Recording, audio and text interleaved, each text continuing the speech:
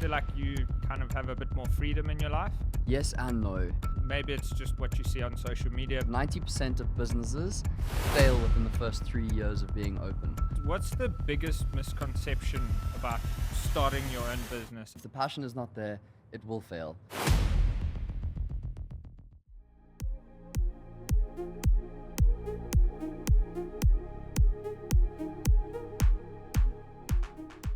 Welcome to Coffee Charge Conversations. Here we are at the Roof Bryanston, a wonderful venue, and a little bit different from the studio, always trying new things. Today we are joined by Matt Bradshaw, who I actually met in the ice bath. If you have a look at some of those ice bath reels, the one we did with Nikau, that's where I met Matt. And Matt started a few businesses of his own at the age of 29. Matt, welcome to Coffee Charge Conversations. Thank you very much for having me, Mike. I really do appreciate it. Thank you. How did you find the ice bath today? It seems like at the moment every episode we're breaking records, and you had 15 minutes today. Yeah, it was difficult. Listen, I've done quite a few ice baths. It's been a while since I've done them, but it seems like they never really get easier. I was struggling, as you could see. I was shaking like a leaf. Yeah, but obviously you got a strong mind to get to 15 minutes. I told you you're a little bit crazy, but well done for getting there.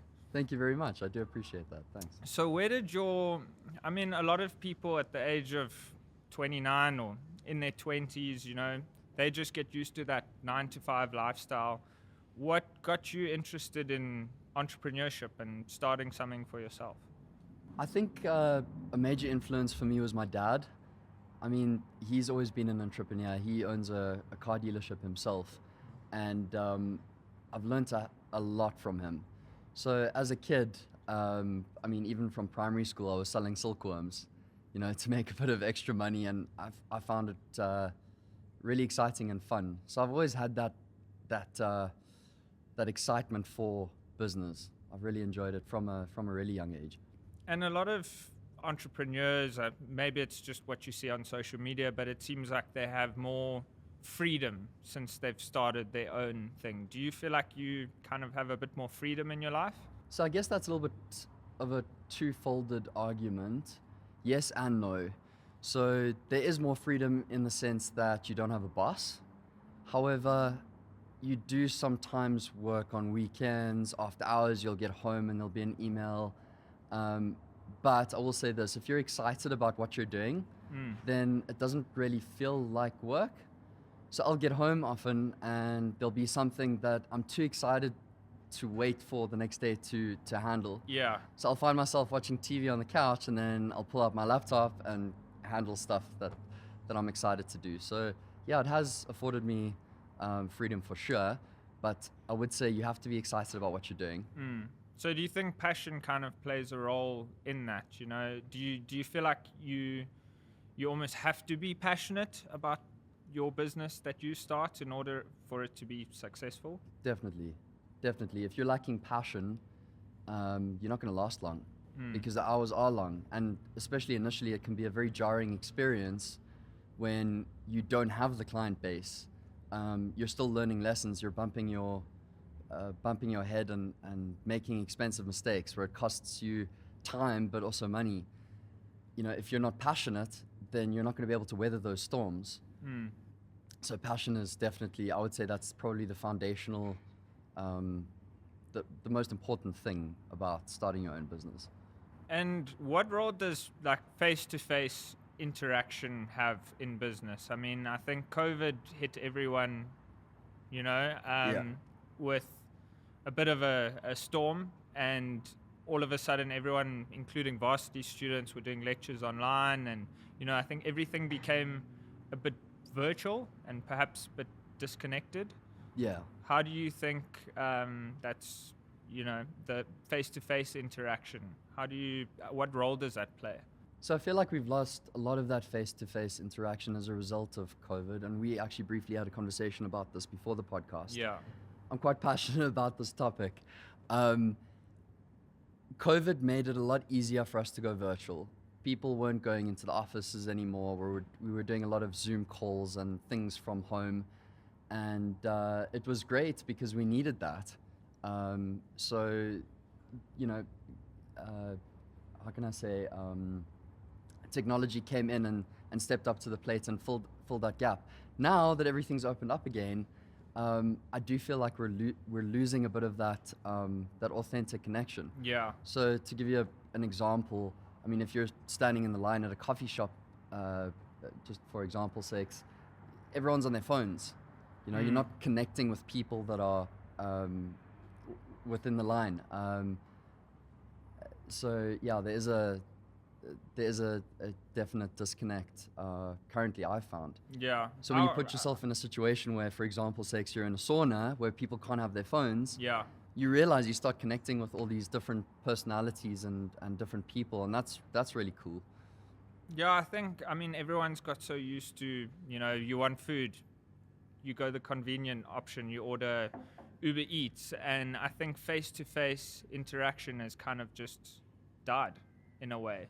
It's like a thing of the past, and that's also why I enjoy doing the podcast, because I miss having these, you know, you get so used to WhatsApping people and chatting to people behind a screen, or you know, promoting yourself on social media, and I really find face-to-face interactions quite refreshing. Yeah, at the end of the 100%. day. We've gotten used to like ordering our groceries online, so you don't get to have that connection with the baker that, I mean, our parents were used to. They had a baker and they knew him by name, and a butcher and the greengrocer, and you had all these different personalities that knew you personally. Yeah. And we're losing that, unfortunately. And you almost said that, we were speaking the other day, and you said that if you've got a client in, let's say, Cape Town, you actually like to fly over there and chat to them in person. Why is that? It makes a huge impression on someone because technology has gotten to the point now where it's so easy to jump onto a Zoom call and conduct your business like that. If you take the initiative to jump on a plane and actually go and meet them in person, it really makes a huge impression, because they're like, wow, this person really wanted to meet me face to face. And I've had huge success in creating lasting connections just by putting that in that extra effort to have the face-to-face communications. And what's the biggest misconception about starting your own business? I think everyone sees it as, you know, this glamorous thing where life all of a sudden just works out for you. Now you start making money. What's something that people don't really realize about starting your own business? So I don't know if you know the statistic, but I think it's somewhere along the lines of, just fact check me on this, but I think it's somewhere along the lines of 90% of businesses fail within the first 3 years of being open. The thing is, we are quick to get a good idea and then execute it because we're like, oh, this is going to make a lot of money. And like I said previously, if you don't have the passion, it's going to fail pretty quickly. Yeah. Within that first 3 years, you're going to be presented with hurdles that are going to be really difficult to overcome. And if the passion is not there, it will fail. You're going to give up, and it's just going to be, it's not going to work. So I've completely lost my train of thought here. Do you think planning has an impact on that? Do you think people maybe have an idea and, you know, they're like, okay, I've got this new app that I want to start. Yeah. Like, we've all got friends like that, and you know, they don't really put in the planning or business plan or something like that? Yeah, for sure. Because if you've got a really good idea for an app, for example's sakes, I mean, there's probably thousands of other human beings on this planet that have got a very similar or the exact same idea. Yeah. The execution is where it's important. And do you think people see that passion? Definitely. Do you think that's what makes people successful in a way? Every WhatsApp that you send to a client or a supplier, every phone call that you have, every meeting that you have face to face, yeah, that authenticity or lack thereof will come out. So if you're lacking the passion, it's just a matter of time before it's not going to work. So I worked in sales for a little bit. I did door-to-door sales. Jeez, that's brutal. Cold calling. Yeah, it was a tough stage in my life. Yeah. And in that time, I kind of feel like maybe I learned the wrong things in terms of sales. I was told that, you need to go with your product, and Yeah. you need to make sure that the person you're speaking to understands your product, and you almost have to force them into signing. I'm with you. How does your approach to sales? So this is where my father's entrepreneurial influence comes out a bit. I've always known, or I've always been taught that the product is always secondary. Um, the primary purpose of sales is to have a connection with people. So instead of explaining your product to the potential buyer, first understand the buyer. What is their lifestyle like? Who is this person that I'm trying to sell to? Connect with them on that level. And then after that, you can see, okay, cool, how is this product going to actually benefit them? If you don't care about the client or the person you're dealing with, I guess they can probably tell, Yeah, they'll definitely be able to tell. So if you have that authentic connection and you're selling them a product because you truly believe that it's going to benefit their lives, it makes your life a lot easier, and then you're not a sleazy salesman anymore. Yeah. So do you think listening is quite an important skill to Listening have? is the most important skill, and I struggle with that, but I'm learning daily. Likewise, I feel like also in the podcast, like sometimes you start thinking about your own ideas. Yeah. And you get, and in everyday life, I guess, I feel like we become so programmed to think about what we're going to say that we miss out on that learning that we could get, like being a sponge almost. Like, I feel like that's the fastest way to grow. Yeah, listening to listen instead of listening to respond. Just that basic awareness is super important. So what advice do you have for someone who's in a 9-to-5? Maybe they've got an idea of something that they want to start, but the doubt creeps in very quickly, and they're kind of on the fence. They want to start it, but they're also scared to leave their haven't taken the comfortable leap yet. situation. How do you take that leap? Starting your own business isn't for everyone. I'll start off by saying that. You need to want to do it so desperately that the fear of not doing it is greater than the fear of it failing. When Yeah. you get to that point, then it becomes a lot easier to start your own business and leave your 9-to-5.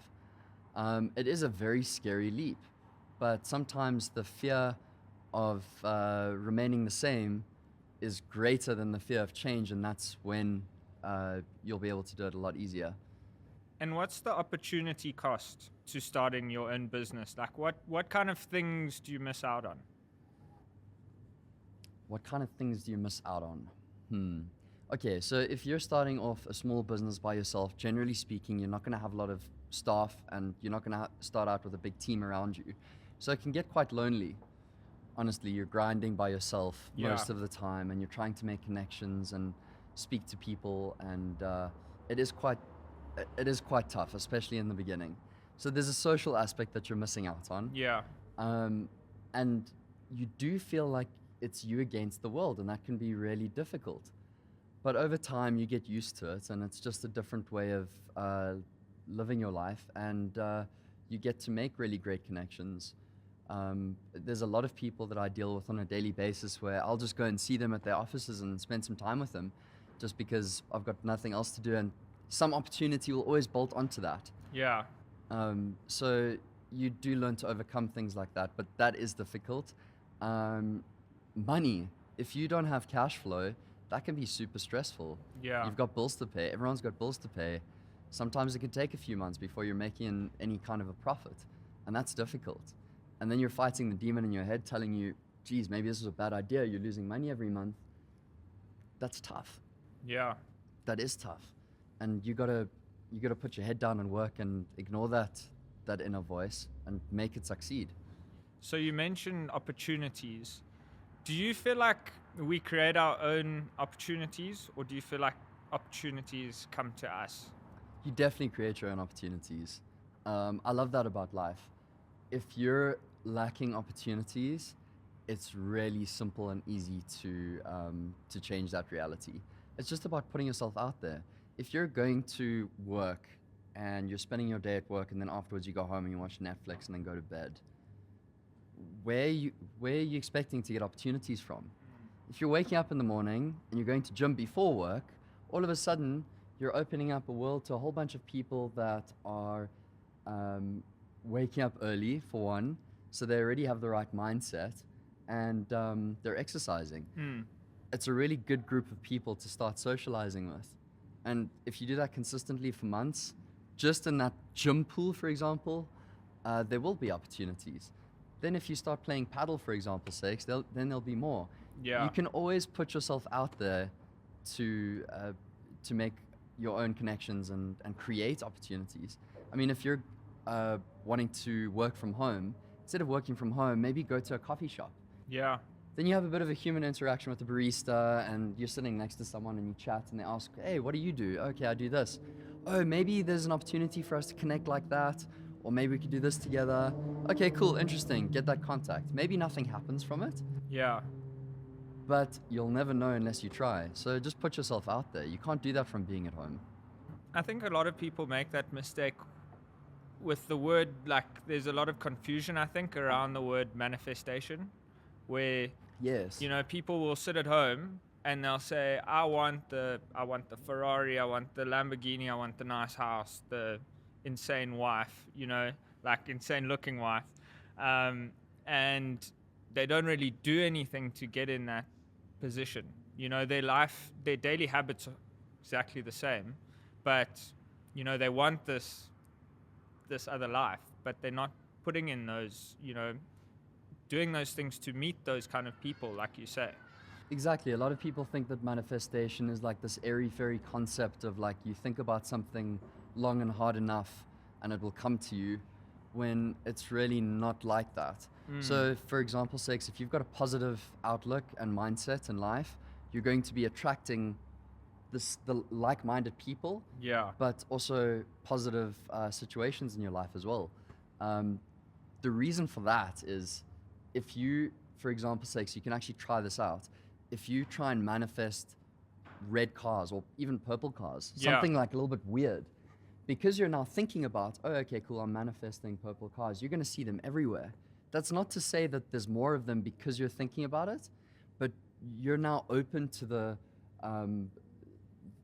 reality, or you're open to the possibility of seeing purple cars. Same thing with positive opportunities. So if you wake up every morning and you say, today I'm going to connect with people, today I'm going to be put in situations where there are fantastic opportunities for me in my life, then when those things actually do happen, your eyes will be open and you'll be able to see them and seize them. Where, like, I was in a point in my life where I wasn't doing so well and I had a negative mindset, and I'm sure there were many times where opportunities came past my desk and I wasn't able to seize them because I didn't even know that they were there. And you almost maybe see it as admin at the time. Exactly. It's like, oh here man, comes another. Yeah, 100%. That's exactly it. So you said that off camera, obviously, you said that one of the things that really transformed your life was doing the 75 hard challenge. Can you tell us a little bit more about what that was and how that experience was for you?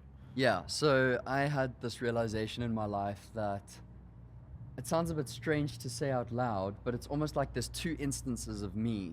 There's like an inner voice, and then there's who I really am. And I came to that realization when I was sitting one morning and I was like, I'm going out and I'm drinking almost every Friday. It's the same things happening constantly.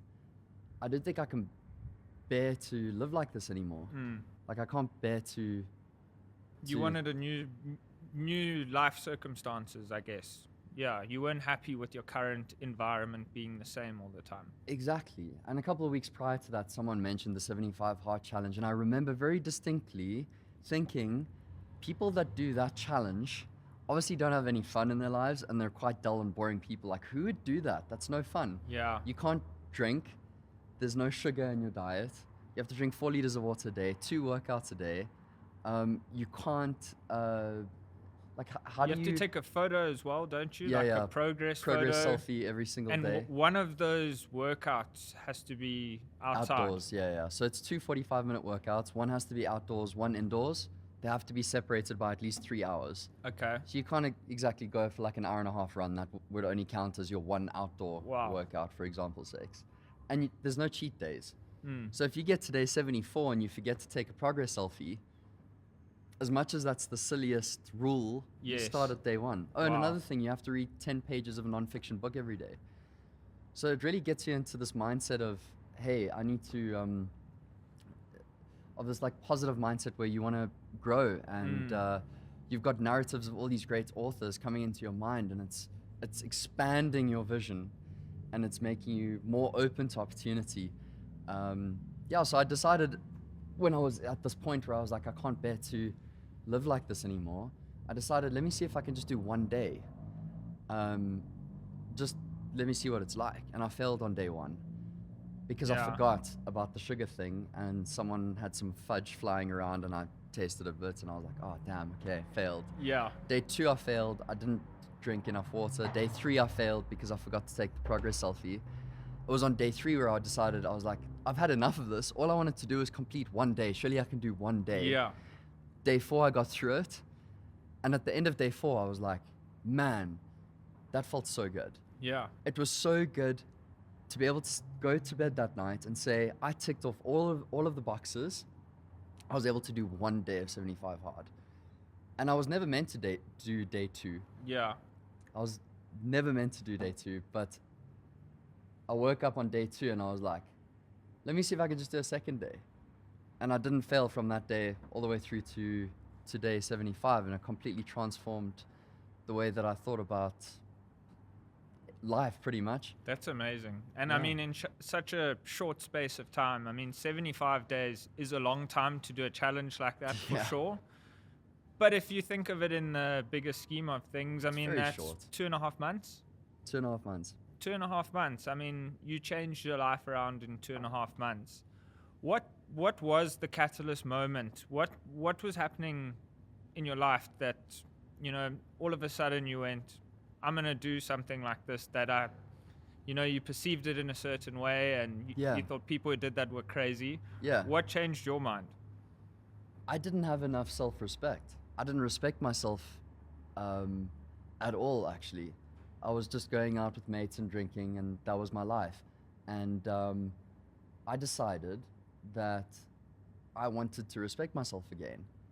So what better way than to do something really difficult?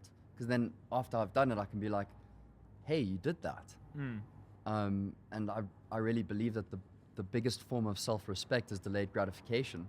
It's like you really want to have that block of chocolate, but if you respect yourself and your goals enough, it's going to be so easy to say no to it. Yeah, and it's so hard to do that, I'd say, especially in today's world where everything is convenient and easy to access.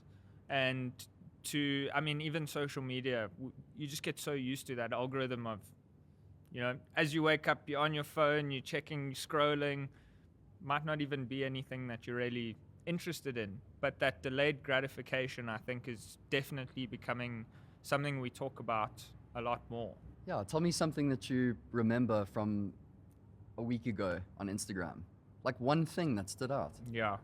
It's difficult. So what kind of value is there in mindlessly scrolling? Because we do it for hours every day. Yeah. It's quite scary. I can tell you the latest thing that I read in a book recently that stood out for me, for example, sakes. Yeah. But Instagram or whatever platform that you're on, scrolling, it doesn't really add much value to our lives. Look, unless you're monetizing it and using it for business platforms, of course. I feel like in today's world, that is the way to get out there. 100%. We spoke about Gary Vee. His book, Crushing It, was absolutely fantastic. I read it twice. That was actually part of the catalyst for me starting my own businesses eventually. He's got so much energy and it's great. And he's all about authenticity, which I like. And I can really... And kindness. Kindness, exactly. It costs nothing to be kind. If you're not going to be giving money to the beggar on the side of the road, which oftentimes I'm not that guy, if I see a guy that looks decent enough, I'll open my window and I'll just speak to him. Costs me nothing. Yeah. But he gets ignored every single day. It's nice to have that little bit of a human connection. This episode is proudly sponsored by Flippers, your go-to destination for exquisite mid-century vintage and retro furniture. At Flippers, flip means transforming the ordinary into the extraordinary. Their skilled craftsmen meticulously refurbish each piece, preserving its original charm while making it ready for modern living.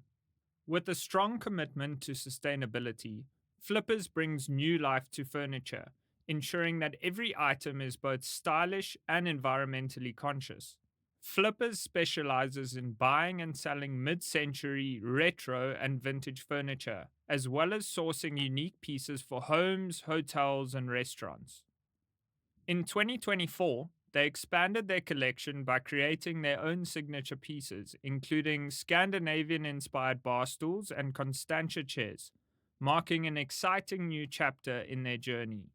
Discover timeless elegance with Flippers, where every piece has a story to tell.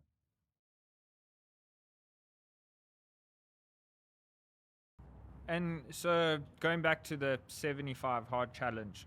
So, after that, I mean, once you cut out alcohol, I think a lot of people now, you're seeing a lot more like zero alcohol beers and stuff. I think it's Yeah. definitely becoming. It's trending. It's definitely more of a trend. Uh, what did you realize in your personal and professional relationships when you cut out alcohol? So I was actually worried about this when I first started the challenge. I was like, most of my social um, interactions were centered around alcohol. It's like, hey, do you want to go grab a beer for lunch or something? We haven't chatted in a while. Or it's, Friday night, let's go out and grab a pizza and a beer or whatever it was. So I was nervous. I was like, I wonder how that's going to play out. When I got to like day 30 or so of no drinking, I didn't really, it's not that I didn't care, it was that it didn't matter to me anymore. Because now I'm opening up my mind to a whole new world of possibilities. If my friends don't see the value in seeing me out because I'm not drinking, then do I really want to be friends with them? No, so it didn't matter to me anymore. And that was a really great realization for me. Yeah, it was transformational. And I've made so many new friends since that are a little bit more like-minded, that are more health-centered, like to do an ice bath every now and again. Yeah. Play paddle, go to the gym, whatever it is, go on hikes. So yeah, it's definitely changed, but you do definitely lose friends when you stop drinking. Yeah. It becomes, I mean, I haven't stopped drinking, but I mean, I even did 30 days recently, and I found like you start to realize who your drinking mates are, who your real 100%. mates are, and I think it also just gave me a little bit of a sense of where I wanted to go in life. Yeah. It was a very reflectional phase for me. Yeah. I think I did a lot of deep work on myself in that time, and yeah, before that, I feel like alcohol was kind of just numbing me from actually getting to know who I was. It's the best distraction because you go out on a Friday night and it distracts you for the whole of Friday night, and then Saturday is a complete write-off because you're not feeling 100% yourself. Yeah. And you also obviously did the physical things that are with the 75 hard challenge. How have your daily routines kind of changed since, you started that challenge? Yeah, so I'm not doing the challenge anymore, obviously. I don't think it's really sustainable. Maybe it is, but not for me. Yeah. I haven't entirely stopped drinking, but as a result of doing the challenge, I drink far less. Physically, I struggle to go a week without going to the gym almost every day. I've just been sick now for a while, and it was driving me crazy not being able to go to the gym every morning. Yeah, but it's made me a lot more disciplined. I'll wake up in the morning and it'll be cold, and I won't want to go to gym, but I'll think to myself, geez, I'll feel so much better once I've been to the gym. So I guess it changed the way that I frame the thoughts behind going to the gym when you really don't want to. And obviously you said you had a bit of a mindset shift. How did your approach to business change? How did you view the business landscape before and after? Okay, so that's also a very interesting question. I think we all procrastinate quite a bit. I think I had a really big procrastinating problem. Yeah. With 75 hard, especially the water thing, so you have to drink 4 liters of water every single day. If you procrastinate that, it's going to be painful because you're going to be up like 3-4 times in the night to go to the bathroom. Like it's quite hectic. Downing water, yeah. And if you don't do your workout before work, then when you get home, you're gonna have to do a workout, wait 3 hours before you can do another one. There's punishment for procrastination. So after the challenge, I was doing things a lot quicker. It's like, oh, I've really got to send this email, but I don't feel like it. I'm going to do it later. Instead of thinking like that, I'm like, I really don't want to send this email, so let me get it out of the way as soon as I possibly can so that my mind is clear for the next task. So that's how things changed. And as a result of that, I mean, you can just think how that changes everything. All of a sudden, people are hearing back from you quicker. You're not avoiding confrontation. If I'm upset with someone, I'll tell them immediately. You know, clear the air. Yeah. And people respect you more for that as well. I saw a thing the other day that said, like, stress actually comes from not doing the things that you know you should be doing. And that hit home a little bit. I was like, you know, that makes sense. When you're sitting on the couch, you're watching TV or whatever, but you're not fully relaxing because you know that even if it takes you 10 minutes, there's a task in the back of your mind that you know you should do before you're actually going to enjoy it. Yeah. Do you feel like that? Yeah, because that's anxiety, right? If you're putting stuff off until later. 100%. And I think that's one of the main reasons, next to obviously physical exercise helps with anxiety. Yes. But that's a lack of procrastination was one of the main contributing factors to my anxiety almost washing away entirely as a result of this challenge. A lot of people go and they get put on meds because they want to be on meds for anxiety.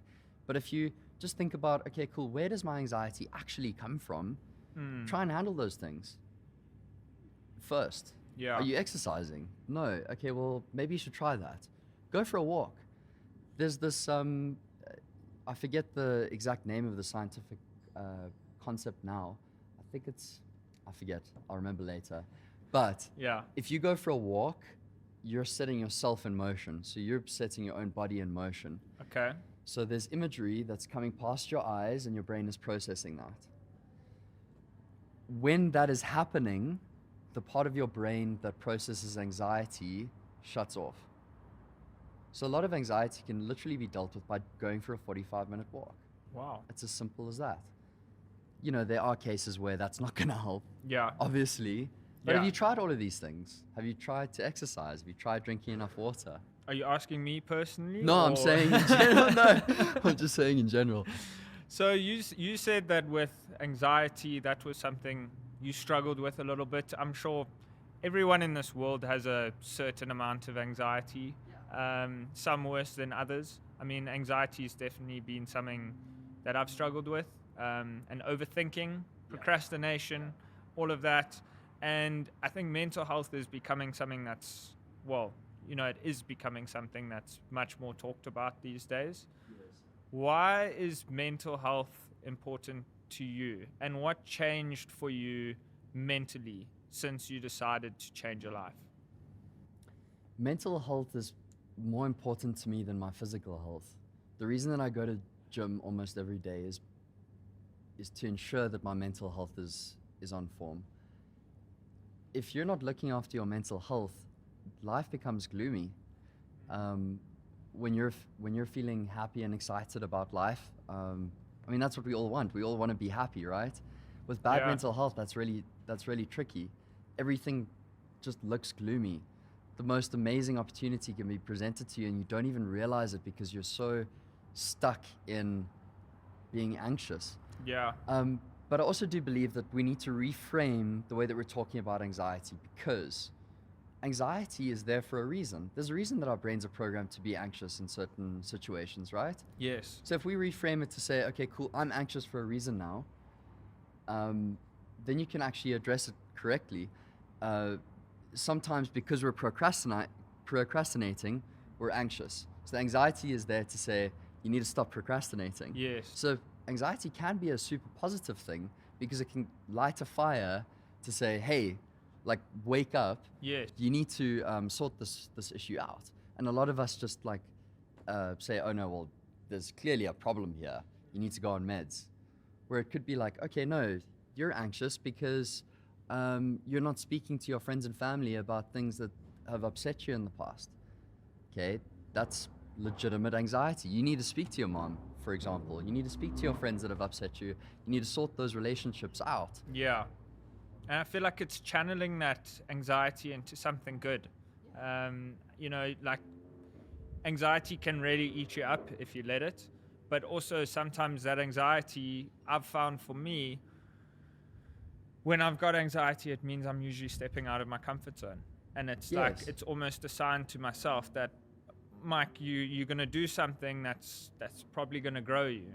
Yeah. So I'm still learning to channel that energy into a positive space, rather than anxiety means that I'm overloaded with thoughts and I'm overthinking and I'm doubting myself. If you channel that energy can be really good. 100%. We've gotten addicted to bragging about how stressed we are, right? You go for drinks with your friend and, oh, how are you doing? How hard you I'm worked. so stressed. I've been so stressed this last week. Like, it's just Yes. killing me, the stress. Why is that? Why do we brag about our stress levels? It's so crazy. And how hard we worked, or how long we worked. It's generally more how long we worked and not how hard we worked. Because generally when you're complaining about stress, you're not working hard enough, or you're not doing things efficiently enough. Stress is generally a good thing. It can always be good stress. So what advice do you have for someone? I mean, you said to me that you were kind of in a place where you felt stuck, Yeah. right? What advice do you have for someone who's not really happy with their current situation or circumstances? Someone that's not happy with their current circumstances. I think the best way to deal with that is to understand your circumstances first. So maybe get something that's been really good for me is journaling. Like, I don't do it often, but when I'm really stuck, I'll journal. Okay. The nice thing about that is you're holding space for yourself. So if you're stuck at work, for example, understand, why do you feel stuck at work? When you write it down, you have to bring all of those thoughts to the foreground, articulate them well, and when you do that, you can understand it better. So it's not about reading what you wrote down afterwards. It's about writing concise, articulate paragraphs and words about, like, why are you feeling stuck? Versus, it's been a tough week, like, let's go grab a I'm beer, so like, stressed, you know what I mean? Let's just kind of forget about it for now and whatever. I feel like that doesn't always help. And I've found for me, like you mentioned, journaling. Yes. So what I started 56 days ago, because I write every day. And nice. I'm on day 56 now. Nicely done on the streak. Where I write down what I'm grateful for. So at the end of each day, I write in my journal before I go to sleep, and I start to think about what actually went well in the day. Because sometimes one little thing goes wrong in the day, and I base my whole day as, today was a failure, today was a shit day. Yeah. And since I started doing this, it's like the same thing as looking for opportunities. I started looking for the good in people. I started looking for the good in things around me. And I'd go, I'm in a bad mood. I think today was a shit day. Then I think of something that I did in the morning that was unique, like, once in a lifetime kind of thing. And I go, I just forgot about that completely. Yes. And I wasn't, I was so busy looking on the negative that I didn't look at what I'm actually grateful for. How special is that? That's really special. Yeah, no, that's been a big turning point for me. And I think gratitude's also, it's not easy. It's not easy to, Yeah, especially in the beginning when you first started. I've done it before. I actually need to get back into it. So thanks for bringing that up. I used to try and think of 5 things to be grateful for every morning when I woke up. Beautiful. And initially it's like you thinking about them, and then like generic things. It's like, oh, I'm grateful that I can see. Simple things like that. That I woke up this morning. Then eventually it becomes a little bit deeper. And then eventually I got to the point where I was doing 20 and I was rattling them off like this. Yeah. Because you get so used to it. And you change your entire mindset, and now all of a sudden you're looking for things to be grateful for instead of complaining about being in a bad mood. It's probably the same thing with business, I'd assume. You start seeing opportunities and you start grabbing it by the horns, 100%. So yeah, what's been a book that's changed your life? There have been a few. I'd say Jordan Peterson's 12 Rules for Life was really good for me. I really struggled. Buddha's loving this. Oh in the really? Are you background. enjoying it? I'm so glad. Yeah. I'm busy with Beyond Order now. Amazing. I've read it 3 times now just to try and understand it. One thing I don't enjoy about the book is Jordan Peterson is one of the most intelligent human beings, and he's Yes. super articulate, but he uses such interesting language to describe the concepts that sometimes you have to reread it to understand it. Yeah. So why the Jordan Peterson book out of all books? Okay, so it's difficult to say that it was absolutely my favorite book, but it was definitely foundational in my discipline journey. He speaks Okay. about a concept where if you're starting your day every morning by making your bed, that level of self-respect so early in the morning and starting your day on the right foot, Yeah. knowing that you've done one small positive thing, it's really positive. So that's really good. Another book that's been super influential for me Yeah. was The Power of Now by Eckhart Tolle. So that's a little Okay. bit more on a spiritual level, Yeah. but I'll explain to you one of the chapters where he essentially, Eckhart Tolle, he's a spiritual leader. He became a spiritual leader after this event happened in his life. Okay. He was super depressed, German guy, not happy with life. Everything was gloomy. And he was in this tiny little apartment in Germany somewhere, and he had this moment where he was just incredibly suicidal. He was like, I don't want to live anymore. Yeah. And then he kept on, a very intelligent guy, he kept on thinking about these thoughts. And he was just in his head for hours and hours and hours until he got to the point where he had this thought of, I cannot bear to live with myself anymore. And after he had that thought, he was like, but hang on, if I cannot bear to live with myself anymore, then there are 2 versions of me. There's the I that I am, Yeah. and there's the I that I cannot live with anymore. And after that realization, he fell asleep, and the next morning when he wakes up, he describes how the entire world looked completely different to him, because he was able to reframe his consciousness, essentially. Yeah. The pencils on his desk stood out for him, and he was like, that's amazing. Someone made that. How did they get the lead into that pencil? It was this newly found awareness that he got. Went for a walk after waking up, and he sat on a park bench the whole day just observing people walking around him, the wind blowing and the leaves and the wind. And I know it sounds quite airy-fairy, but for the first time in his life, he was able to appreciate those Yeah. small things. He gained a level of awareness that didn't exist before he had this thought of, I cannot bear to live with myself anymore. And that's why that book was so profound for me. I can highly recommend people read it, but be warned, it is very, very difficult to get into. Yeah. I've had to read many of those chapters 2, sometimes 3 times, just to actually understand the concept, because it is a very intricate book. Maddie, I've really enjoyed this conversation, and in closing, I'd just like to ask you, what can we do to make a positive difference in this world? What's the smallest thing we can do? I think I touched on it briefly previously, and it's also made me a lot happier of a human being. Literally, just give people the time of day. When you're buying groceries, if there's a name tag on the lady that's helping you, ask her how her day is going. Have those small little connections, because most people don't do that. So when you do, you really stand out, and people appreciate that. When you're at the side of the road and there's a beggar, you're not going to give them money, but just acknowledge them. Look at them in their eyes and raise your hand. Yeah. Hey, I see you there. I acknowledge your existence as another human being. And I think if more of us did that, we would all be a little bit kinder, and the world could be a little bit of a better place. Yeah, I mean, I think we can't really fix the world, you know, or make everything go positive now. Yeah. But I think there's a small difference that we can all make in the world, and I think kindness does play a big role in that. That's why we both also kind of like Gary Vee and Yeah, 100%. and stuff like that. I think, you know, I find today's world is very selfish, and to get people like yourself that are kind and see the good in people it's very refreshing. Yeah, be awake to the good that exists in people. Maddie, I just want to say thank you for this conversation today, and thank you to the Roof Bryanston for hosting us, such an awesome venue.